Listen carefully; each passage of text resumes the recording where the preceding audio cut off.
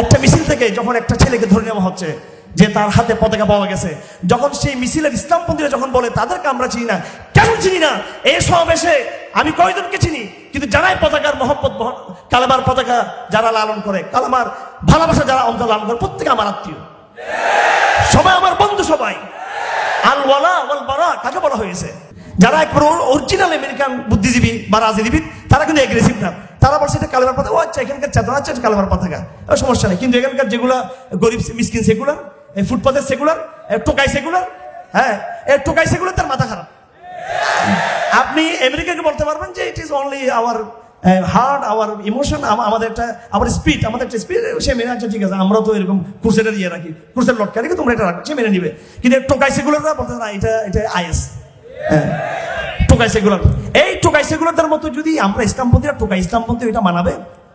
হ্যাঁ, মডার্ন ইসলামপন্থা মানে টোকাই ইসলামপন্থা, মডার্ন ইসলামপন্থী হয়ে যান। আমরা টোকাই হবে কি জন্য? দুনিয়া টোকাই হওয়ার জন্য আমরা আসিনি, আমরা একটা আদর্শ নিয়ে এসেছি। আমরা আগামী দিনের স্রোত পরিপূর্ণ তৌহিদের দিকে স্রোত রূপান্তরিত হবে ইনশাআল্লাহ আজিজ। আর এই স্রোত ত্বরান্বিত হবে, যত আপনারা বাড়াবাড়ি করবেন তত এই স্রোত কিন্তু ত্বরান্বিত হবে, কিন্তু তত এই জোয়ার কিন্তু শক্তিশালী হবে যত আপনারা বাড়াবাড়ি করবেন।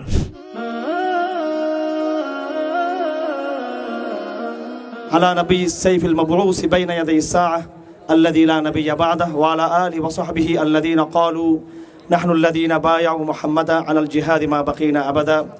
أعوذ بالله من الشيطان الرجيم. بسم الله الرحمن الرحيم. يا أيها الذين آمنوا اتقوا الله حق تقاته ولا تموتن إلا وأنتم مسلمون.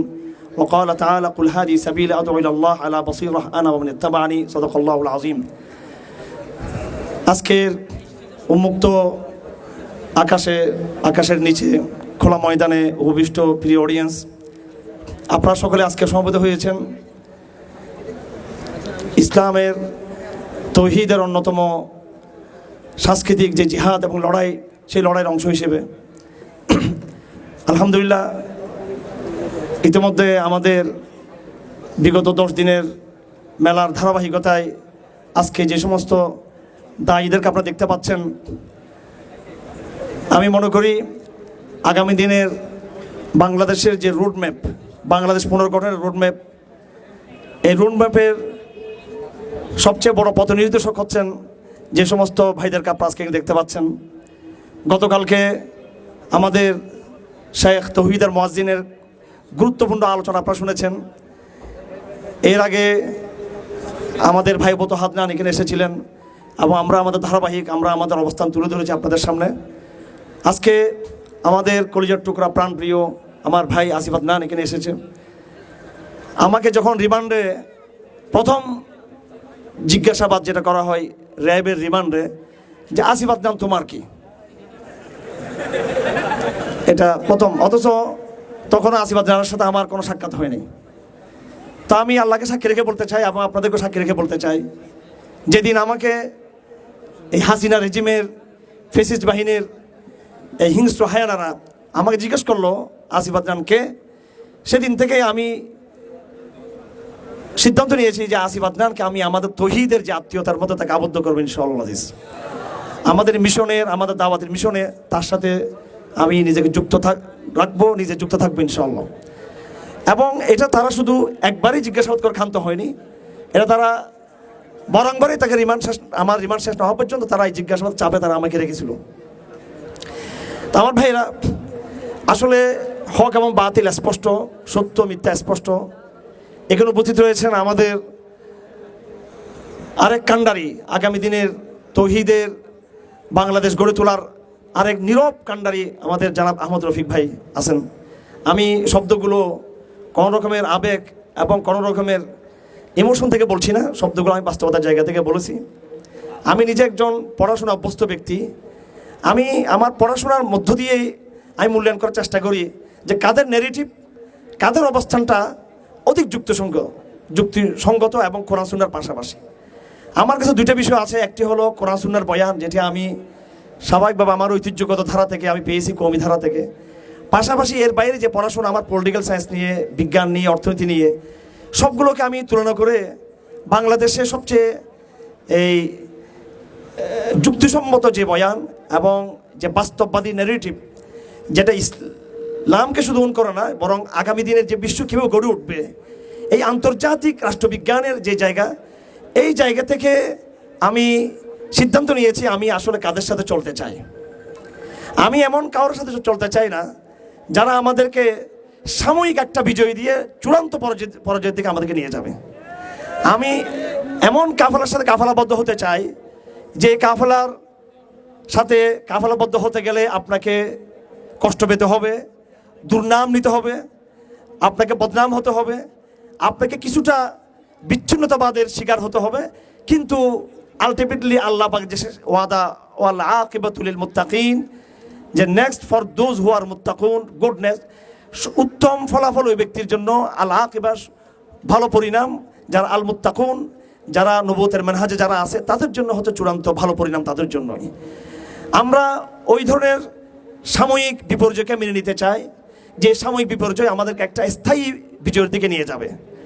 আমরা এমন সাময়িক স্যাক্রিফাইসকে বরণ করতে চাই যে সাময়িক স্যাক্রিফাইস আমাদেরকে একটা স্থায়ী খেলাফতের ব্যবস্থার দিকে নিয়ে যাবে।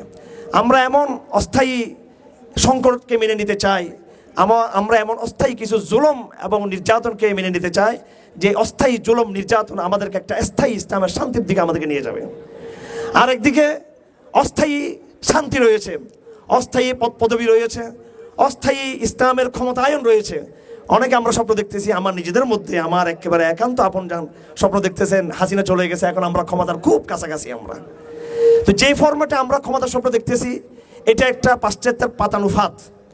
এই ফাঁদে আপনাকে তারা 10 ভাগ দিবে আর 90 ভাগ আপনার থেকে তারা ছিনিয়ে নিবে। এই ইঙ্গিত ইশারাগুলো যদি আমরা না বুঝি এটা বড় বিপজ্জনক। যারা আমাদেরকে মনে করেন যে আমরা আবেগপ্রবণ, আসলে আমরা আবেগপ্রবণ না, আমরা কঠিন বা বিবেকপ্রবণ মানুষ আমরা, আলহামদুলিল্লাহ। আমরা দেখি যে আকাশে বিপদ আর বিপদ, আমার মাথার উপরে মেঘ আর মেঘ, এটা আমরা দেখতেছি, দেখবো নাকি, দেখতেছি। আমরা দেখতেছি জাতিসংঘের মতো প্রতিষ্ঠান, আমরা দেখতেছি ভারতবর্ষ, আমরা দেখতেছি আমেরিকা, আমরা দেখতেছি ব্রিটেন, আমরা দেখতেছি ইউরোপের শক্তি, আমরা দেখতেছি যে এই অপশক্তি ফিলিস্তিনকে নিশ্চিহ্ন করে দিচ্ছে। আমরা দেখতেছি তাদের দূষণরা ভারতবর্ষ চতুর্দিকটা আমাদের ঘেরাও করে রেখেছে, দেখতেছি। আমরা দেখতেছি আমাদের দেশে কি পরিমাণ তাদের আস্ফলন, তাদের অপশক্তি সব দেখতেছি। কিন্তু সাথে সাথে আমরা এটাও দেখতেছি যে সে তারুকে আগে যাহা আর হে, এই নক্ষত্রের পিছনেও নক্ষত্র রয়েছে, এই মেঘের আগেও কিন্তু আকাশ রয়েছে, সেটাও আমরা দেখতে পাচ্ছি।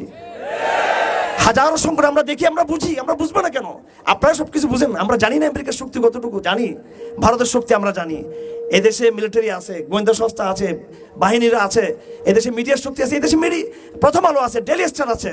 এদেশের হাসিনার ডিম, সাপের ডিম সব রয়ে গেছে, শুধু হাসিনার ডিম না, হাসিনা গায়ে বাদ দিলাম। এদেশে প্রথম আলো তো আগে থেকে ছিল, বহাল রয়েছে প্রথম আলো, ডেইলি স্টার, ব্রাক রয়েছে এদেশে, এবং ষড়যন্ত্র অনেক গভীর। আমরা একথা নিশ্চিত জানি যে আমরা সংখ্যায় কম, আমাদের পরিস্থিতি কম, আমরা অনেক দুর্বল, আমাদের শত্রু অনেক শক্তিশালী, আমাদের জিওপলিটিক্যাল শত্রু, আমাদের জাতীয় শত্রু, আন্তর্জাতিক শত্রু অনেক সবল। কিন্তু আমরা বারবার একটা জায়গায় আমাদের বিবেক আমাদেরকে নিয়ে যায় যে ওয়ামাকারু আল্লাহ ওয়াল্লাহু খায়রুল মাকিরিন। তাদের চক্রান্ত যেখানে শেষ হবে সেখান থেকে আল্লাহর পরিকল্পনা শুরু হবে। আল্লাহ তার মহা পরিকল্পনা দিয়ে এই দিনকে 1500 বছর আগে বিজয় করেছেন, যে দিন এই পৃথিবীর বুকে 1200 বৎসর শাসন করেছিল। আজকে প্রশ্ন তোলা হচ্ছে যে শরিয়া 30 বছরের বেশি খেলাফত ছিল না। 30 বছরের বেশি আলা মিনহাজুন নবুওয়া, পরিপূর্ণ নবুয়তি যে পদ্ধতি, সেটাতে হয়তো পরিপূর্ণ 30 বছর পরে যায়নি। 30 বছর পরে কিন্তু খেলাফত পতন হয়েছে, এটা কেউ বলে না। শরিয়া কিন্তু পতন হয় নাই। শরিয়া বনি উমাইয়ার আমলও ছিল, শরিয়া বনু আব্বাসের আমলও ছিল, শরিয়া তুর্কি খেলাফতের আমলও ছিল। এবং এই ভারতবর্ষে আওরঙ্গজেব আলমগীর, আজকে আপনাদেরকে একটা তথ্য দিই, তার সাথে আমাদের পারিবারিক বন্ধন রয়েছে কিন্তু আওরঙ্গজেব আলমগীরের সাথে।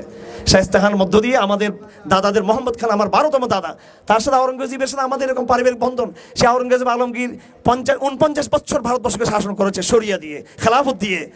যারা আজকে ভয় পাচ্ছেন কলামার পতাকা থাকলে ওরা দেখবে, তারপরে জিহাদ বললে ওরা দেখবে, নবুয়তের মানহাজ বললে ওরা দেখবে, আপনারাও ঠিক একদিন আওরঙ্গজেবের উত্তরসূরিরা যেদিন ভারতবর্ষকে বিজয় করবে সেদিন আপনারা সবাই কিন্তু পতাকাবদ্ধ আপনারা হবেন, কিন্তু আপনারা আরও বেশি সেদিন পতাকা আপনারা বহন করবেন। যাই হোক আমার ভাইয়েরা, আমরা কোনো আবেগের জায়গাতে কথা বলছি না, আসুন আমরা সবাই মিলে কাজ করি। ষড়যন্ত্র হচ্ছে, চক্রান্ত হচ্ছে, সতর্ক থাকবেন। আমাকে যখন ইন্ডিয়ান গোয়েন্দা বাহিনী আমাকে যখন জিজ্ঞেস করেছিল, তখন আমি স্পষ্ট তাদের বক্তব্য দেখতে পেয়েছি যে তারা আমাদেরকে বিভক্ত করতে চায়। এখন এই বার্তাগুলো দেওয়াটা খুব জরুরি।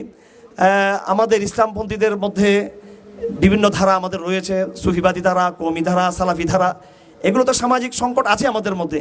ইদানিং আমার কাছে যেটা সংকট বলে মনে হচ্ছে, মডারেট পন্থা আর বিশুদ্ধবাদী তৌহিদবাদী পন্থা এই নামে দুটা স্রোত, এবং এই স্রোতের মধ্যে কোনো বিদেশি এজেন্ডা যুক্ত হয়ে আমাদের এই বিভাজনকে আরও প্রকট করে কিনা সেদিকে সাবধান থাকতে হবে। আমি আপনাদেরকে আশ্বস্ত করতে চাই, হারুন রেজাকে আপনারা জানেন তৌহিদবাদী একজন ব্যক্তি। আমার পক্ষ থেকে আমি কোনোদিনও আমার একজন ভাই সে হাজার মডারেট হোক, আমি আপনার বিরুদ্ধে ষড়যন্ত্র করবো না কখনো। আমি কখনো আপনাকে জেলে ঢুকে ষড়যন্ত্র করবো না। আমি কখনো আপনাকে রাজাকার বলবো না। আমি কখনো আপনার বিরুদ্ধে আমি বাইরে নালিশ করবো না। আমি অনুরোধ করবো আপনি আমাদের বিরুদ্ধে নালিশ করিয়েন না, কোনো লাভ নাই। তো এই যে একটা মিছিল থেকে যখন একটা ছেলেকে ধরে নেওয়া হচ্ছে যে তার হাতে পতাকা পাওয়া গেছে, যখন সেই মিছিলের ইসলামপন্থীরা যখন বলে তাদেরকে আমরা চিনি না, কেন চিনি না? এই সমাবেশে আমি কয়জনকে চিনি, কিন্তু যারাই পতাকার মহব্বত কালেমার পতাকা যারা লালন করে, কালেমার ভালোবাসা যারা অন্তর লালন করে, প্রত্যেকে আমার আত্মীয়, সবাই আমার বন্ধু। সবাই আল ওয়ালা ওয়াল বারা কাকে বলা হয়েছে? দুনিয়াতে যে আমার আত্মীয়, হ্যাঁ, যে আমার বাবা, যে আমার মামা, যে আমার চাচা, কিন্তু তৌহিদের প্রশ্নে সে আমার সাথে একমত না, সে আমার শত্রু। আর পক্ষান্তর যে আমার কিছুই না, আমি তাকে চিনি না, তাকে প্রথম দেখা, কিন্তু সে কালেমার চেতনা লালন করে, সে আমার আত্মীয়, সে আমার লোক আমার। তো কোরআন আমাদেরকে শিক্ষা দিচ্ছে আল ওয়ালা আল বারা, আর আমরা বলছি আমরা চিনি না। এই চিনিটা যে বলতেছেন, এটা আপনার ইমানকে ধ্বংস করে দিচ্ছে। কিন্তু সবাইকে চিনি, এদেশের লক্ষ লক্ষ তৌহিদি তরুণ যারা এই নটর ডেমের ছাত্র, যারা সাউথ ইস্ট নর্থ সাউথ ইউনিভার্সিটির ছাত্র, ঢাকা বিশ্ববিদ্যালয়ের ছাত্র, চুয়েটের ছাত্র, বুয়েটের ছাত্র, রুয়েটের ছাত্র, আমরা কয়জনকে চিনি? এমনকি মাদ্রাসার কয়টা ছাত্রকে আমরা চিনি? কিন্তু সবাই তো আমরা তৌহিদের সন্তান, সবাই আমরা একাকার। সুতরাং চিনি না শব্দ কখনো এটা বলা যাবে না। আমাকে বলতেছে আপনি ওসামা বিন লাদেনকে দেখছেন? আমাকে বলতেছে রিমান্ডে। আমি বললাম দেখলে তো বহুত বড় সৌভাগ্যের ব্যাপার ছিল এটা। আমি এটা বলি না যে উচঙ্গে, এটা বলি নাই। তারপরে আমেরিকার স্টেট ডিপার্টমেন্টের ডগলাস মেকিক আমাকে বলতেছে যে কাদিয়ানীদেরকে তোমরা এত বেশি কেন চাপ দিচ্ছ? এরা তো ভেরি ভেরি পাওয়ারলেস, হেল্পলেস, এরা খুব দুর্বল, এদেরকে তোমরা কেন ইয়ে করতেছো? তোমরা এদের ব্যাপারে এদেরকে তোমরা এদেরকে গ্রহণ করি নাও। আপনিও আল কায়দাকে গ্রহণ করি নেন, আমেরিকাতে পারমিশন দেন এদেরকে। ডাইরেক্ট বলছি, এই হোটেল পেনিনসুলায় বলেছি এটা 2013 সালের ফেব্রুয়ারি মাসে হোটেল পেনিনসুলায় মিটিংয়ে বলছি যে আপনাদেরকে। তখন সে দুই পা একদম চেয়ার উঠে গেছে, বসে এইভাবে বসছে। আমি ভয় পেলাম, সে তো আমরা আমার থেকে 2 হাত লম্বা। তো আমি চিন্তা করি আমারও গলাটি ভিতরে কিনা এখন। তো যেভাবে উঠলো, একদম উন্মাদ পাগল হয়ে গেছে সে। তো বলতেছে দে আর টেরোরিস্ট, মানে সে কি বলবে টের পাচ্ছে না। অনেকগুলো গালাগালি করলো এদেরকে, যে তুমি কিভাবে যারা সন্ত্রাসী, যারা জঙ্গি, তুমি বলতেছো আমরা তাদের সাথে আপোষ করবো। আমি বললাম this is your standard, you have a standard, I have also I standard. আমার একটা মাপকাঠি আছে, আমার মাপকাঠিতে, তোমার মাপকাঠিতে আল কায়দার যত বড় সন্ত্রাসী, আমার মাপকাঠিতে কাদিয়ানা তার চেয়ে আরো বড় সন্ত্রাসী। তো আলহামদুলিল্লাহ 1.5-2 ঘন্টা তার সাথে আমার ডায়লগ হয়েছে এই হোটেল পেনিনসুলাতে। ওদেরকে জিজ্ঞেস করে স্টেট ডিপার্টমেন্টকে চিনে কিনা আমাদেরকে। তো এত হীনমন্যতা কিসের? ওখানে এক পত্রিকার সম্পাদক ছিলেন, মারা গেছেন ভাই, যাই হোক। ইনি ছিলেন একটু মডারেট ফন্দি টাইপের। এই যে ভয় পাচ্ছেন, আমি আমার টিপ দিচ্ছি, আমাদের কি চুপ করেন আপনি, সমস্যা কি আপনার? চুপ করেন, এর সামনে চুপ করেন আপনি। বলছে আমি তো দুবার হিসেবে আসছি, আমাকে কথা বলতে দেন। আপনার ওই আবুসকামি স্মার্ট ভাষা চেয়ে আমার ভাঙাচোরা আবুসহীন ইংরেজি ভাষা অনেক ভালো, আমি এভাবে কথা বলবো। আর আমি এত শক্তিশালী একজন ব্যক্তি, স্টেট ডিপার্টমেন্টের এত শক্তিশালী অফিসার, আমি দরুদ শরীফ পড়ছি কয়েকবার। আমি আল্লাহ রসুল ইজ্জত রক্ষার জন্য এখানে আসছি। বিশ্বাস করেন, আমি আমার জীবনের সবচেয়ে ফ্লুয়েন্ট ইংলিশ বলছি ওই দিন, আল্লাহর কসম। এর আগে পরে এত ইংলিশ আমি আর বলি না, এরপরও বলতে পারি না। আল্লাহ যখন তার দিনের জন্য আপনাকে দরকার পড়বে, আল্লাহ আপনাকে যোগ্য করে দিবেন, আল্লাহ আপনাকে তুলে নিয়ে আসবেন। আল্লাহ পাক। আমার ভাইয়েরা, আপনারা হীনমানা হবেন না। আপনারা এটা মনে করিয়েন না যে আমেরিকাকে খুশ রাখলে, গণতন্ত্রের তারিফ করলে, একটু জাতীয়বাদের পক্ষে থাকলে, তাদের সিম্বলগুলো তুলে ধরলে আমরা পার পাবো। যদি এটা মনে করে থাকেন, তাহলে বিগত দিনে জামাত ইসলামী নেতৃবৃন্দের ফাঁসি কেন হলো? সবটাই তো করা হয়েছিল, কেন হলো এরকম? এবং আজকে আল্লাহকে সাক্ষী রেখে বলতে চাই, আমার এই কথা রেকর্ড করুন, এই জামাত ইসলামী নেতৃবৃন্দের ফাঁসির কারণে আমি সবচেয়ে বেশি দুঃখ পেয়েছি। আমি নিজামী রহমতুল্লাহ আলাইহির শাহাদতের সময় আমি সারা রাত ঘুমাতে পারি নাই, ঘুমাতে পারি নাই। এবং হানিফি মাযহাবে এই যে আপনার এই গায়বানা জানাজার নামাজ কিন্তু নাই, এটা অন্য মাযহাবে আছে। তারপরও কিন্তু আমি জামাত শিবিরের ভাইদেরকে আমি গায়বানা জানাজার নেতৃত্ব দিয়েছি। আমি এই চট্টগ্রাম কারাগারে যেদিন কামরুজ্জামানকে শহীদ করা হয়, সেদিন আমি তাদের গায়বানা জানাজার নামাজ পড়িয়েছি।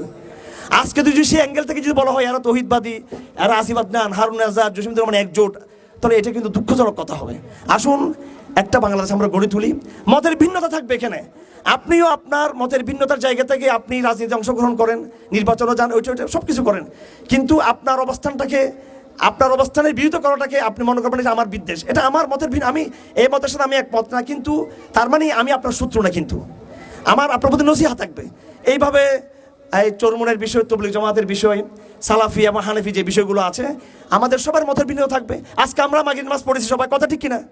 আপনারা সবাইকে এখানে হানাফি যা বলেন, সবাইকে হানি মতো নামাজ পড়ছেন, কথা বলেন না কেন? নিশ্চয়ই আপনারা অনেকে আমিন জুড়ে বলছেন, বলেন না? আমি তো শুনছি আমিন জুড়ে বলছেন।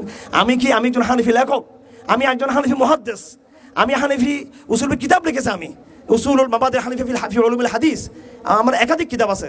আমি একদম কঠিন হানাফি তাত্ত্বিকভাবে, উসুলিভাবে। আমি কি আপনাদের কেউ কোনোদিন মসজিদে বলেছি যে কে আমিন যারা জুড়ে তাদেরকে বের করে দিব? আমার সাথে ডিবেট আছে, আমি ক্লাসে প্রমাণ করি যে আমিন জোরে বলাচ্ছে আমিন আস্থা বলাটা অধিক যুক্তিসম্পন্ন। এটা আমার একাডেমিক আলাপ, এটা আমার বিদ্বেষ মুক্ত, এটা আমাদের ভিন্নতা, এটা আমি আমার একাডেমিক আলাপে আমি প্রমাণ করব। কিন্তু যে আপনার আলাপটাও কিন্তু সাহাবাদের দ্বারা প্রমাণিত, আমি আপনাকে বাতিল গণ্য করতে পারি না, কারণ আপনিও কিন্তু খবরে ওয়াহিদের মধ্যে আছেন, আপনি হাদিসের মধ্যে আছেন। যদি আমি মনে করতেছি আমার খবর ওয়াহিদটা শক্তিশালী, আমি আপনাদের মনসুখ মনে করি। ইমাম আবু হানিফা দাঁড়িয়েছেন সুফিয়ানের পাশে, সুফিয়ান দাঁড়িয়েছেন এইভাবে ইমাম মালিকের পাশে, পরস্পর দাঁড়িয়েছেন, দুইজনের নামাজ কিন্তু ভিন্ন, কিন্তু মন কিন্তু এক। আমাদের বন্ধন তৌহিদ, আমাদের বন্ধন কালেমা। আজকে কেন আপনারা পতাকার বিরুদ্ধে লেগেছেন? এই কালেমা তো আপনাকে বন্ধন যুক্ত করবে, এই কালেমা তো আপনাকে বিজয়ী করবে। সেজন্য হীনমন্যতা ছাড়তে হবে, ইনফ্যাক্টিভ কমপ্লেক্স আমাদেরকে ছাড়তে হবে। আমরা মেচিউর, আলহামদুলিল্লাহ। আসিফ আদনান ইনমেচিউর না, আসলে মেচিউর, তাদের একটা নেগেটিভ আছে, বয়ান আছে, এবং এদের মনে কোনো বিদ্বেষ নাই। একটা কথা যখন বলে কেউ, যখন কোনো সেমিনারে বক্তব্য রাখে শরিয়ার পক্ষে, সেটা তো বিদ্বেষের বক্তব্য না, সেটা তো কাউকে ইগনোর করার জন্য অথবা কাউকে ক্রিটিসাইজ করার জন্য, কাউকে আপনার রিমুভ করার জন্য সেটা বলা হচ্ছে না। এটা একটা আমার বয়ান, আমি তুলে ধরলাম, আপনি আমার বয়ানে গবেষণা করেন। আমরা এখানে বাধ্য করছি না। এখানে আমি বরং মনে করি স্রোত বলে দেবে ইনশাল্লাহ আগামী দিনের যে আমাদের কোন দিকে চলতে হবে। আপনারা যেটা মনে করতেছেন যে স্রোত শুধু হাসিনাকে তাড়িয়ে দিয়ে ক্ষান্ত হয়েছে, নয়, আগামী দিনের স্রোত পরিপূর্ণ তৌহিদের দিকে স্রোত রূপান্তরিত হবে ইনশাআল্লাহ আজিজ। আর এই স্রোত ত্বরান্বিত হবে, যত আপনারা বাড়াবাড়ি করবেন তত এই স্রোত কিন্তু ত্বরান্বিত হবে, কিন্তু তত এই জোয়ার কিন্তু শক্তিশালী হবে যত আপনারা বাড়াবাড়ি করবেন। বাড়াবাড়ি ছেড়ে দেন, আমরা নিজেদের মধ্যে একটা সমন্বয় রাখি, মতভিন্নতার বক্তব্যগুলো নেওয়ার চেষ্টা করি। আর রাষ্ট্র এবং যারা আছে ক্ষমতায় তাদেরকে বলবো ইসলামের বয়ানও গ্রহণ করেন আর সেকুলার বয়ানও গ্রহণ করেন। আমি শিক্ষা নিয়ে চাইছিলাম আজকে কিছু কথা বলার জন্য, কিন্তু সময় আমার নেই। শুধু এই পয়েন্টে কথা বলে শেষ করে দিচ্ছি। শুধু এক মিনিটের মধ্যে আমার দূরেও চলে যেতে হবে, আমার গাড়ি অপেক্ষা করতেছে এখানে। এই যে শিক্ষা প্রকল্পটা কি হবে, ইসলাম আমাদের হাইপোথেসিসটা কি, শিক্ষার আমাদের প্রকল্পটা কি? আমি বারবার একটা কথা বলে থাকি, কোনো সংকট নতুন সংকট নয়। আমাদের কি দেখাচ্ছেন আপনারা? এই সমস্ত খেলা তো আমরা পাকিস্তান আমলে, যখন পাকিস্তান রাষ্ট্র প্রতিষ্ঠা হয়, পাকিস্তান রাষ্ট্র প্রতিষ্ঠা হওয়ার সময় যে বিশাল একটা শিক্ষা প্রকল্প, ইসলামিক একটা হাইপোথেসিস এবং ইসলামিক যে একটা প্রজেক্ট শিক্ষার, এটা পরিপূর্ণ আছে, রেডি আছে, একদম রেডি আছে এখানে। কিন্তু সে মতো পাকিস্তান রাষ্ট্র চলে নাই, পাকিস্তান রাষ্ট্র বেইমানি করছে।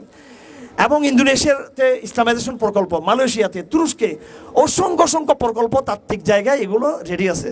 এগুলো বাস্তবায়ন করছে তালেবানরা, এর আগে ইরান কিছু তাদের শিয়া ফরম্যাটে তারা বাস্তবায়ন করছে। আল্লাহর নামে শপথ করে বলছি এবং আপনাদেরকে আমি আশ্বস্ত করছি যে পরিপূর্ণ শিক্ষা কারিকুলাম, শিক্ষা ব্যবস্থা, শিক্ষা হাইপোথেসিস, শিক্ষা রূপকল্প, শিক্ষা প্রজেক্ট একদম তৈরি আছে। এবং একটা কথা আপনারা অন্যভাবে নেবেন না, জাস্ট আমি একটু কৌতুক করে বলতেছি, কিন্তু এটা বাস্তব। আসিফ আদনান, হারুন আজারকে আপনি শিক্ষার দায়িত্ব দিয়ে রাখেন, আমাদের রফিক সহ। এরপর দেখেন এই জাতিকে 3 বছর আমরা কোন জায়গায় নিয়ে যেতে পারি ইনশাআল্লাহ জাতিকে। এটা কোনো নিছক দাবির কথা, নিছক এটা ফালতু দাবি না। এটা আজকে বয়স 50 বছরে এখানে অন্তত 35 বছর পড়াশোনা করে এখানে আসছে। বছর জীবনের 15 বছর বাদ দিলাম, 16 বছর থেকে এই পর্যন্ত নিবিড় পড়াশোনা করে আজকে এখানে এসেছি। সেকুলার যেটা দেখাচ্ছে আমাদেরকে, আমি আজকেও গবেষণা করছি, আগেরকার কিছু থিসিস নিয়ে পড়াশোনা করছি। আমরা অবশ্যই পাশ্চাত্য থেকে নিতে চাই, অবশ্যই আমেরিকা থেকে আমরা কিছু গ্রহণ করতে চাই, অবশ্যই ইউরোপ থেকে আমরা কিছু নিতে চাই, কিন্তু সেটা কি? সেটা কি পলিটিক্যাল সায়েন্স? সেটা কি সমাজবিজ্ঞান? সেটা কি ইতিহাস? সেটা কি অর্থনীতি? সেটা কি নিব আমরা? সেটা একমাত্র নিব আমরা অ্যাপ্লাইড সায়েন্স। আমরা শুধু বিজ্ঞান কিনবো, আমরা টেকনোলজি নিব, আইডিওলজি আমরা নিব না। আমরা তাদের থেকে আরো ভালো আইডিওলজি আমরা রাখি। কেন আমরা তাদের আইডিওলজি নিব? আইডিওলজি তারা আমাদের থেকে গ্রহণ করবে। আমরা তাদের থেকে টেকনোলজি নিব, আইডিওলজি তারা নিবে। এবং এই চেতনার উপরে, এই চিন্তাধারার উপরে এই আব্বাসী খেলাফত, উমাইয়া খেলাফত, এরপর তুর্কিরা, মোগলরা এটার উপর তারা রাজনীতি করেছিল, আমাদের অতীত পূর্বপুরুষরা। সুতরাং এখানে হীনমন্যতার কোনো দরকার নেই। আমাদের সাথে চীনের যোগাযোগ থাকবে প্রযুক্তির, কোরিয়ার সাথে যোগাযোগ থাকবে প্রযুক্তির, হ্যাঁ, এবং যে সমস্ত রাষ্ট্র বেশি এগ্রেসিভ না, আমেরিকার মতো অন্যান্য যে ইউরোপীয় রাষ্ট্র, তাদের সাথে আমাদের যোগাযোগ থাকবে। এই রাষ্ট্রকে আমরা উন্নত বানাবো। ধরেন কত টাকা আসিফ আদনান বাংলাদেশের পররাষ্ট্রমন্ত্রী হলো, সে কি এতে যাবেন না? জার্মানিতে যাবেন উনি, যাবেন না উনি? চীনে যাবেন না উনি? যাবেন। প্রযুক্তি নিয়ে উনি সেখানে মিটিং করবেন এবং একটা প্রযুক্তির বোঝাপড়া হবে সেখানে, এবং আমরা তাদের থেকে উপকৃত হব। কিন্তু আসিফ আদনান যেভাবে ইউরোপে গিয়ে ওখান থেকে প্রযুক্তি আনবেন, ঠিক তদ্রুপ উনি তাদেরকে আইডিওলজি দিয়ে আসবেন ওখানে গিয়ে। অক্সফোর্ড, ক্যামব্রিজে এবং এই হার্ভার্ড বিশ্ববিদ্যালয়ে অনেক সেমিনার হয়েছে আবুল হাসান নদভী সাহেবের, ওই বক্তব্যগুলো আপনারা দেখেন, আরও বক্তব্য আছে এখানে। এবং দুঃখের বিষয়, আমার বড় আফসোস, যারা অরিজিনাল ইউরোপিয়ান তারা কিন্তু বুঝতে চায় আমাদেরকে, যারা নকল ইউরোপিয়ান তারা আমাদেরকে বুঝতে চায় না। যারা একেবারে অরিজিনাল আমেরিকান বুদ্ধিজীবী বা রাজনীতিবিদ তারা কিন্তু এগ্রেসিভ না, তারা বলছে এটা কালেমার পতাকা, ও আচ্ছা এখানকার চেতনা, আচ্ছা কালেমার পতাকা, সমস্যা নেই। কিন্তু এখানকার যেগুলা গরিব মিসকিন সেকুলার, ফুটপাথের সেকুলার, টোকাই সেকুলার, হ্যাঁ, টোকাই সেকুলার, তার মাথা খারাপ।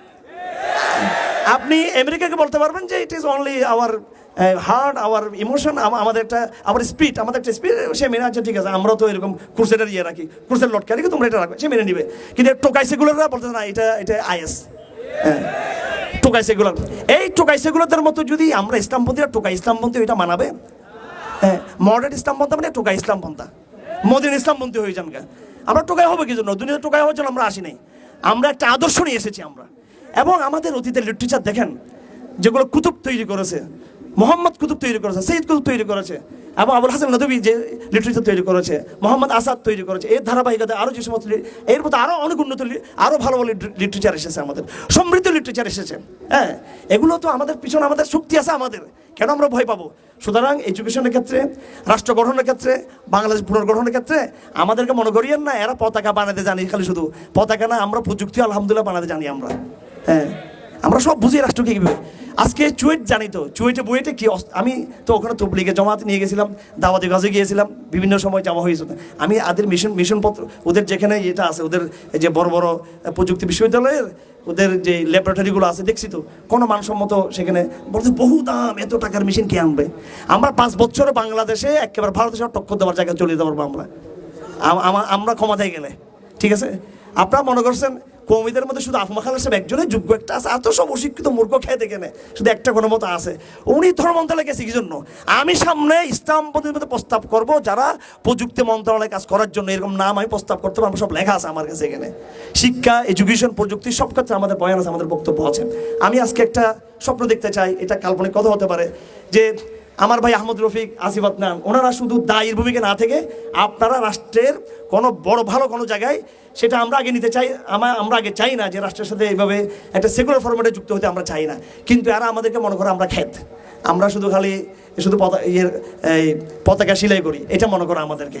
আসলে এটা না বোঝার জন্য আমাদের স্কিলটাকে তাদের দেখানো উচিত। আমাদের মেয়েরা যারা আছে স্কুল কলেজ বিশ্ববিদ্যালয়ে, এদের স্কিলও তো আলহামদুলিল্লাহ অনেক ডেভেলপ, কিন্তু আমাদের সুযোগটা নেই, তারা আমাদের সুযোগটা দিবে না আমাদেরকে। আমরা একটা মিডিয়া চালাতে পারি না, আমরা একটা শক্তিশালী, কিন্তু সমস্ত কর্পোরেট বড় ব্যবসায়ীরা আমাদেরকে তারা ফান্ড করবে না। আপনি এখন শিল্পপতিরা আসুক, আমাদেরকে সাহায্য করুক, সহযোগিতা করুক, এরপর দেখেন আহমদ রফিকের নেতৃত্বে কত বড় শক্তিশালী মিডিয়া হতে পারে। আমরা আমাদের ভাই আহমদ রফিক সাহেবকে শুধু সিয়ানোর সম্পাদক হিসেবে দেখতে চাই না, আমরা আগামী দিনের প্রথম আলো, ডেলি স্টার এবং 21 টেলিভিশন, তারপর কি 71 টিভির কাউন্টার করতে পারে, এরকম একটা মিডিয়া ব্যক্তি হিসেবে আমরা তাকে দেখতে চাই। এবং আমার ভাই আসিফ আদনানকে আমরা দেখতে চাই বাংলাদেশকে প্রেজেন্ট করবে বিশ্বের মুখে গিয়ে, ওই জায়গায় আমরা দেখতে চাই। তো এইভাবে আমরা বাংলাদেশকে গড়ার স্বপ্ন রাখি, এবং আলহামদুলিল্লাহ স্কিল আমরা রাখি। আমরা স্কিল রাখি, এ কথাটা আমি শুধু সেগুলোদেরকে বলছি না, মডার্ন ইসলামপন্থী যারা হীনমন্য দেশে তাদেরকে বলতে চাই। আল্লাহ পাক সুবহানাহু ওয়া তাআলা আমাদের সকলকে এই কালেমার বিশুদ্ধ চেতনা লালন করার তৌফিক দান করুন। ইসলাম বিজয়ী হবে যেভাবে 1500 বছর আগে হয়েছিল ওই পন্থায়, ইসলাম পরাজিত হবে ওইভাবে যে পন্থায় ইসলাম যুগে যুগে পরাজিত হয়েছিল। যে সমস্ত কারণে কীভাবে পরাজিত হয়েছিল, ইসলামের তাত্ত্বিক পরাজয়ের সূচনা হয়েছিল বনু আব্বাসীর আমলে। কারণ কেন আপনি দেখবেন, এই বনু আব্বাসীর আমলকে বলা হয় ইসলামের পতনের যুগের সূচনা। কেন? তারা ওই গ্রিক দর্শনে তারা অনুকরণ করেছিল, কথা ঠিক কিনা? এরপর ইসলামের আরেকটা তাত্ত্বিক বিপর্যয় ঘটে কোন সময়, যতদিন উসমানীরা সামরিক শক্তিতে অগ্রগামী ছিল, জিহাদের পতাকা তাদের হাতে বুলন্দ ছিল, ততদিন উসমানীরা সারা বিশ্বকে ভয় লেগিয়েছে। আর যখন ইয়াং তুর্কি, নাম শুনেছেন আপনারা? ইয়াং তুর্কি মুভমেন্ট, আরো বিভিন্ন মুভমেন্ট তৈরি হলো এবং বিভিন্ন ব্যক্তি তুর্কি এরা কি করলো, হীনমন্যতার জায়গা থেকে ইউরোপের সাথে তারা তুরস্ককে মিলেতে যেতে লাগলো। আর তখন থেকে তুর্কির পতন ঘটলো। আবার আরেক ইসলামপন্থী আরদোগান এসে তুর্কি কিছুটা উঠিয়ে নিয়ে আসছে আবার। তো এই যে ইসলামের অতীতের অধপতন হয়েছে আপোষ করার কারণে, ইসলামের অতীতের অধপতন হয়েছে মুসলমানদের এই মডার্ন পন্থার কারণে, ইসলামের অতীতের অধপতন হয়েছে মুসলমানদের সেটা ছিল একটা সমন্বয়ের কারণে। কিন্তু ইসলাম বিজয়ী হবে কিভাবে? যেভাবে আগে বিজয়ী হয়েছিল ওই পন্থা ইসলামকে বিজয়ী করতে হবে। আল্লাহ পাক আমাদের সকলকে কালেমার সৈনিক হিসেবে আমাদের গ্রহণ করুক আল্লাহ পাক, এবং বুদ্ধিভিত্তিক কালেমার সৈনিক, দাওয়াভিত্তিক কালেমার সৈনিক, জেহাদ ভিত্তিক কালেমার সৈনিক, তৌহিদের চাতানওয়ালা কালেমার সৈনিক হিসেবে আল্লাহ পাক আমাদের সবাই কবুল করুন। ওয়ামা আলাইনাল বালাগ ওয়া আখির দাওয়ানা আলহামদুলিল্লাহি রাব্বিল আলামিন।